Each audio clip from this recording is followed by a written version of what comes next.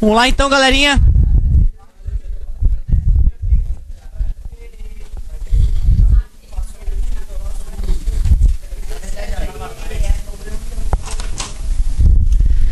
Lá na página 5. Aliás, né, hoje é meu dia predileto, dia 24.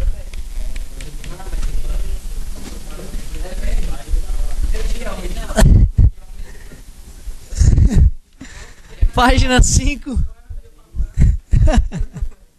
Essa é boa, não é um dia favorável, ótimo.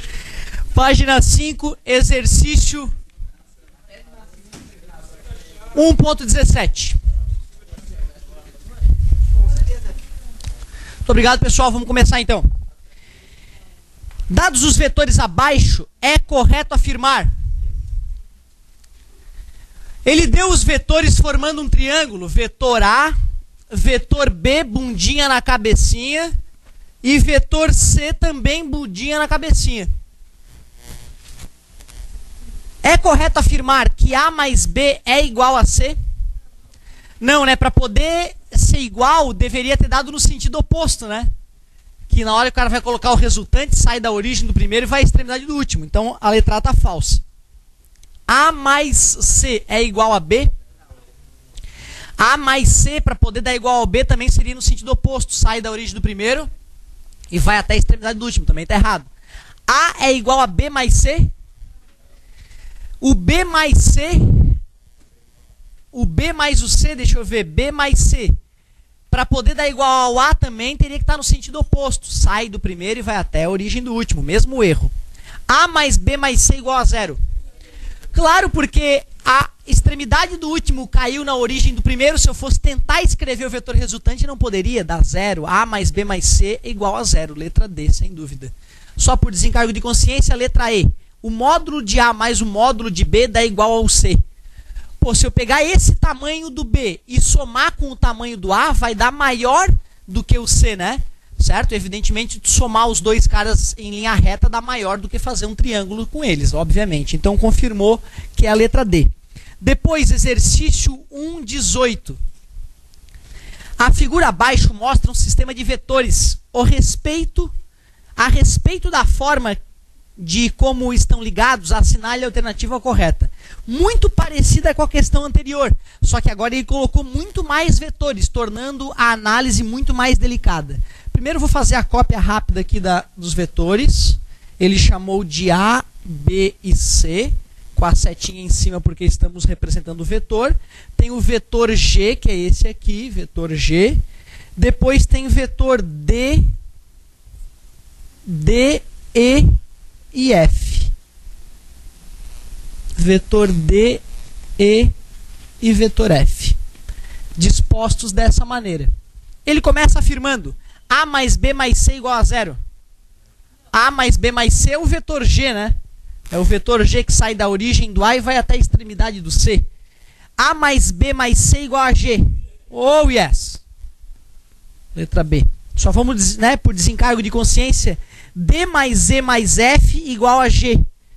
Não, igual ao menos G. Né? Deveria dar no sentido oposto. Ó. Sai do D, né, e vai até a extremidade do F. Errado. D mais E mais F igual a 0. Não, é igual a menos G. A mais B mais C mais D mais E mais F igual a G. Não, se somar todos eles vai dar 0, né? Porque vai dar a volta completa. Se eu for tentar escrever o resultante que sai do primeiro e vai até a extremidade do último, como a extremidade do último coincide com a origem do primeiro, é 0. Então, confirma a letra B. D mais E mais F é igual a menos G, que seria esse vetor amarelo que eu fabriquei.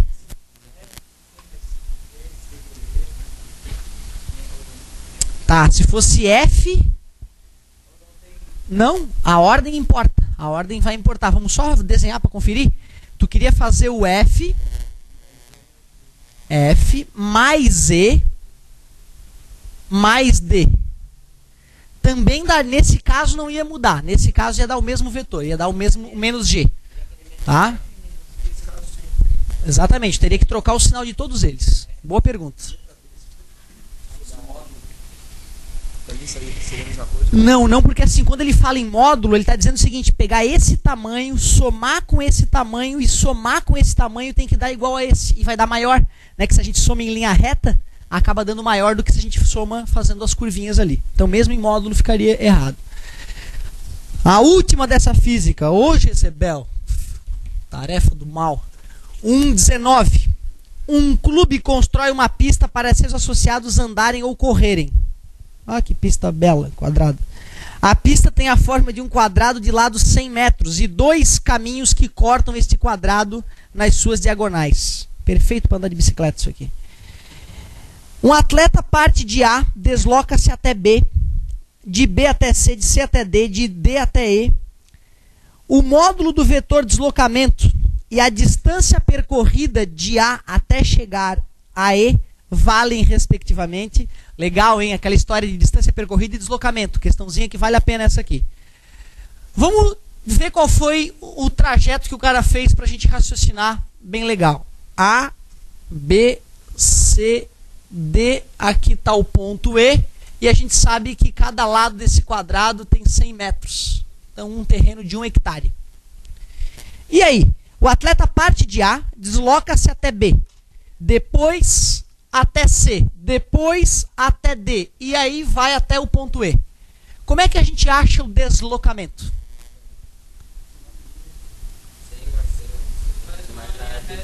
Faz uma linha reta, de onde saiu, até onde chegou. O deslocamento é o ΔD com aquela setinha em cima. E como é que a gente vai achar o módulo desse deslocamento? É a diagonal, é metade da diagonal do quadrado. Vamos achar a diagonal primeiro, então? Diagonal ao quadrado é 100 ao quadrado, mais... Se bem que a gente sabe que a diagonal de um quadrado é raiz de 2 vezes o lado, né? Certo? Mas para quem, de repente, ainda não está com isso resolvido na cabeça, 10.000 mais 10.000, na matemática profunda... 20.000. Raiz de 20.000, raiz de 10.000 é 100 e a raiz de 2 fica. Como a gente já sabia, né? Deu 100 vezes raiz de 2. O lado vezes raiz de 2, como sempre acontece, né? Certo? Foi daí, na verdade, que nasceu a ideia de raiz de 2. Quando Pitágoras tentou calcular a diagonal de um quadrado de lado 1. Foi aí que nasceu a noção de raiz de 2. Caramba, tem um número entre 1 e 2... que não dá para representar ele que não seja na forma de raiz, né? Que loucura, foi assim que nasceram os números irracionais. Isso é o deslocamento. E como é que eu faço para calcular a distância percorrida, meus amigos? Ai, ai, ai. 50 raiz de 2. Muito obrigado, galera. E como é que eu acho a distância percorrida, que é o quanto o cara andou de verdade?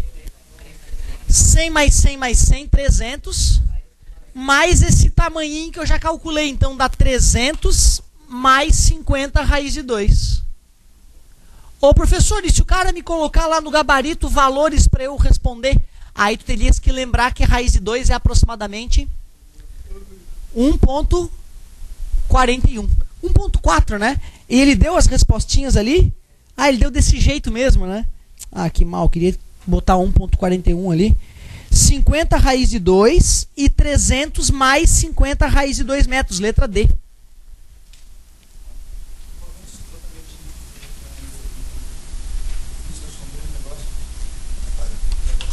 Somou aqui, né? O problema foi aqui, ó. Tu somou com 50 de repente aqui. Não, mas é diagonal. A diagonal não é metade do tamanho do quadrado. Certo? Foi só ali, então, na verdade, faltou só achar aquele ali. Não tem nada demais, não. O teu raciocínio foi legal. E agora vamos para a física C, né?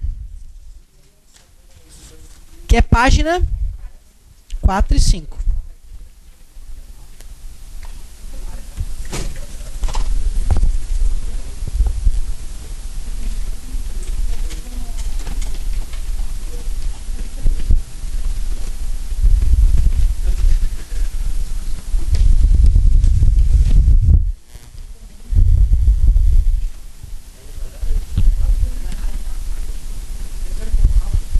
O amigo fez uma colocação interessante no começo da aula.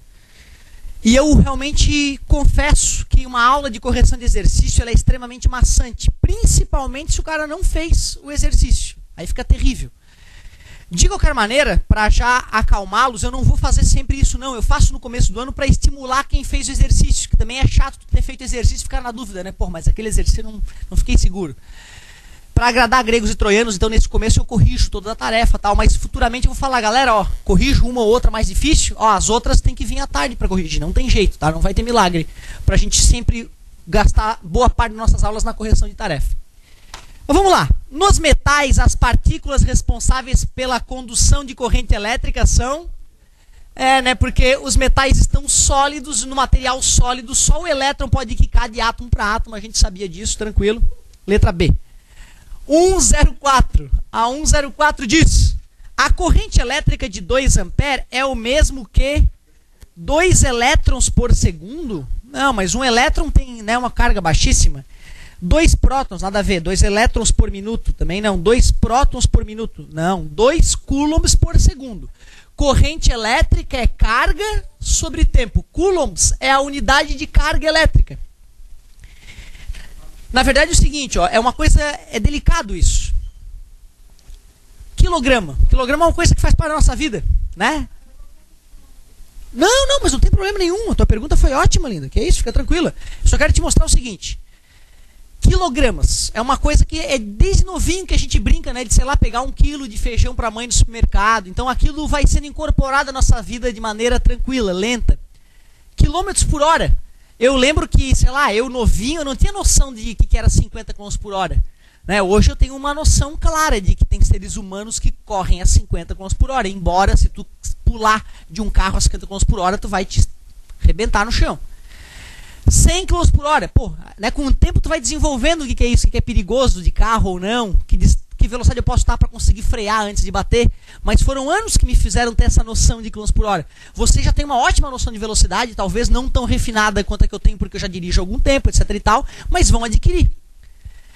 Agora, carga elétrica é uma coisa delicada.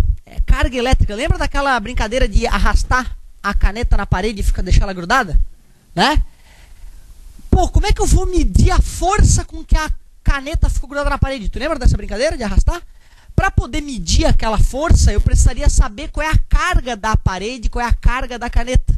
E os cientistas desenvolveram uma maneira de medir isso, que é o tal do Coulomb. Coulomb, então, é uma unidade, que nem quilograma, que nem metros por segundo ou quilômetros por hora, usado para medir carga elétrica. Só que tu vê, o cara só vai adquirir a noção do que é 1 Coulomb se depois de muitos anos ele ficar tentando raciocinar, né? O que é esse 1 Coulomb? Eu falei para vocês que se tivesse 1 Coulomb nesse giz e sofresse uma descarga elétrica, poderia fulminar algumas pessoas aqui em volta, porque 1 Coulomb é coisa pra caramba.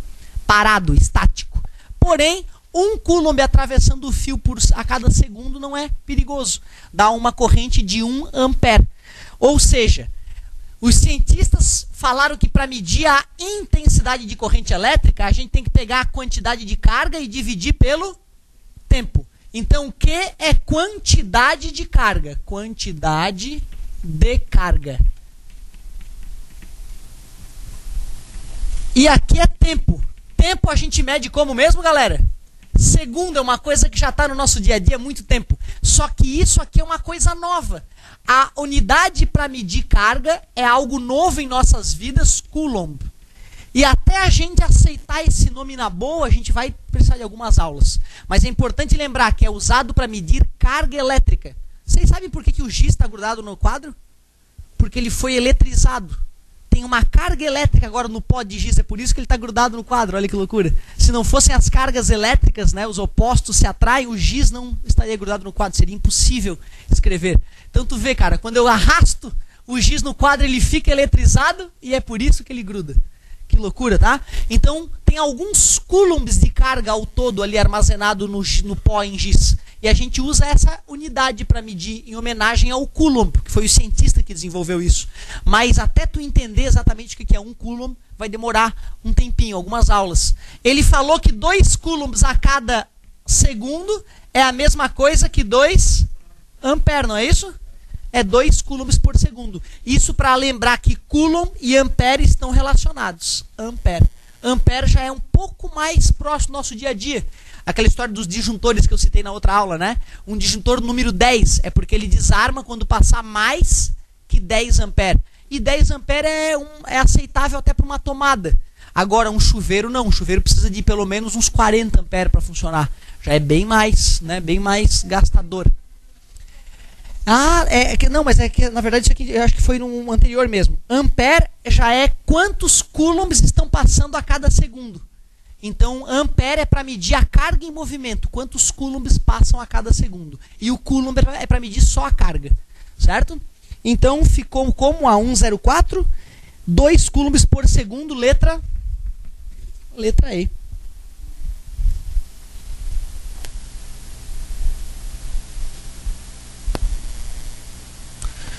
Continuando, é a questão 105. Olha o que ele fala. A seção transversal de um fio é atravessada por uma carga de 10 coulombs, carga elétrica, no intervalo de tempo de 5 segundos. A intensidade da corrente elétrica no fio é de... Tranquilaço, né? Copiou a formulazinha, sem estresse. Qual é a quantidade de carga? 10 coulombs. Qual é o tempo? 5 segundos. 10 dividido por 5, 2 ampere. Isso é importante, cara. Ó, tu pegar uma questãozinha bem facilzinha no começo para tu ver, caramba, não é o fim do mundo. Para depois a gente cair nas questões mais difíceis, né? Essa questão aí, uma questão legal para um começo de aula. 0106. As afirmações abaixo referem-se a um fio condutor que é percorrido por uma corrente elétrica. Assinale as afirmações corretas e indique a alternativa. 1. No fio há movimento de prótons e elétrons. Falso. Os prótons não podem se mexer. Bomba atômica. Só lá. No fio há movimento de cátions e ânions. No fio, no material sólido, só os elétrons podem se mover. Se a intensidade de corrente elétrica é de 5 ampere, em 2 segundos, a seção transversal do fio é atravessada pela carga de 10 coulombs. Fazer a continha. Como é que faz essa continha? I AQ sobre delta T. Quanto é que foi o I dessa vez? 5 ampere. A quantidade de carga eu quero. Quanto é que foi o tempo? 2 segundos. Está dividindo, passa... Pode falar, meu amor. Tranquilinho aqui a continha? Né? Praticamente igual a outra, só que em vez de dividir a gente teve que passar multiplicando, né? Bem para... Então, verdade. A 3 ficou verdadeira. 4. No fio há movimento de elétrons. Verdadeiro também. A 4 é verdadeira. O sentido convencional da corrente elétrica coincide com o sentido de movimento dos elétrons. Ah, legal, galera. Sentido convencional é diferente do sentido real. A galera não sabia o que era que causava a corrente elétrica. Deve ser umas baguinhas positivas, né? E aí veio o Rutherford e Bohr com a experiência da fina lâmina de ouro nos mostrar que não. São os elétrons que se mexem. Mas para não mexer no que já estava, né, na cabeça dos técnicos, vamos fingir que tem 2 sentidos então. Então, o sentido convencional não coincide com o dos elétrons. Falso. 6 e última. Elétrons não conseguem se movimentar num fio condutor. Não é a mãe que se movimenta, meu querido. Falso, bobão. Então, ficamos com verdadeira apenas a 3 e 4. 3 e 4, letra E. Uma questão bem completa essa, cheia de detalhezinhos ali. Muito bom. Muito obrigado, amigo.